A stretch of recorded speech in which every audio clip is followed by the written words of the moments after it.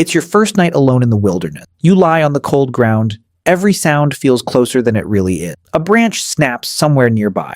Your heartbeat immediately speeds up. There are no walls around you, no doors, no locks, no alarm system. Today, sleep feels safe. For almost 99% of human history, it wasn't. Sleeping meant becoming completely vulnerable. Nearly 1/3 of every day was spent unconscious. Ancient humans shared their world with cave lions. They also faced spotted hyenas. Wolves hunted the same landscapes. Giant bears wandered nearby. Other human groups could be just as dangerous. Yet your ancestors survived for over 300,000 years. They built no houses. They locked no doors. They owned no fences. So how did they survive the night? The answer changes how you see sleep itself. Around 400,000 years ago, something changed. Humans began gathering around fire. Not just for warmth, fire became a nighttime shield. Archaeologists found ancient hearths across Europe. They found them in Africa too, and across parts of Asia. Many camps were built around a single fire. Everyone stayed close to it. The brightest spot became the safest spot. Fire produced more than light.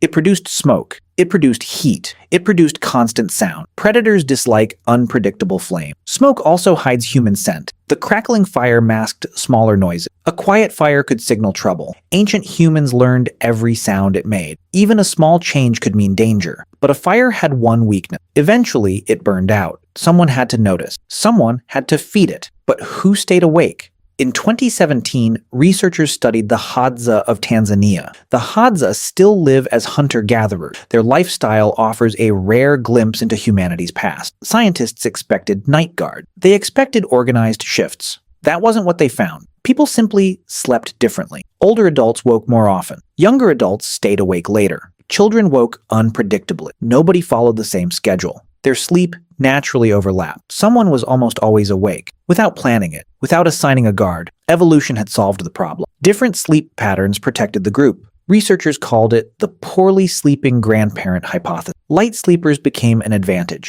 not a weakness. What feels like bad sleep today may once have saved entire families. But predators weren't the only thing ancient humans feared. Sometimes the greatest danger came from other people. Long before cities existed, humans competed for land. They competed for water. They competed for food. A sleeping camp was an easy target. Archaeological sites reveal injuries caused by human weapons. Some skeletons still contain stone projectile points. Others show healed skull fractures. Violence existed long before written history. That made campsite location incredibly important. Ancient people rarely slept in open. They looked for natural protection. Cliffs blocked one direction. Large rocks covered another. Dense bushes slowed approaching animals. Rivers created natural barriers. Every obstacle bought precious seconds. Even a few seconds could save lives. Some groups chose caves, but caves weren't always safe. Cave bears used them. Hyenas used them too. Sometimes humans had to fight for shelter. Sometimes they simply moved on. A cave was only useful if you could keep it. Sleep itself also changed. People slept close together. Adults surrounded children.